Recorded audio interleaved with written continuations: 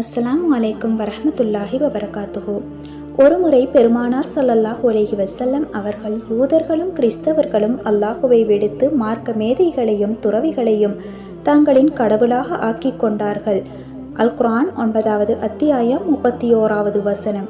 இந்த வசனத்தை ஒரு கூட்டத்தார் முன்னிலையில் ஓதி காட்டினார்கள். அப்போது அந்த அவையில் இருந்த அதீ பின் ஹாத்திம் என்ற இஸ்லாத்தை தழுவிய கிறிஸ்தவர்கள் தங்கள் மதகுருகளை வணங்காதிருக்கும் போது அவர்கள் எப்படி கடவுளர்களாக ஆக முடியும் என்று கேட்டார்கள். அதற்கு நபிகள் நாயகம் ஸல்லல்லாஹு அலைஹி வஸல்லம் அன்னவர்கள் பதில் சொன்னார்கள், அந்த அறிஞர்களும் துறவிகளும் எதனை ஹராம் என்று கூறினார்களோ அதனை ஹராமாகவும், எதனை ஹலால் என்று கூறினார்களோ அதனை ஹலால் என்றும் ஏற்றுக்கொள்கின்றீர்கள்.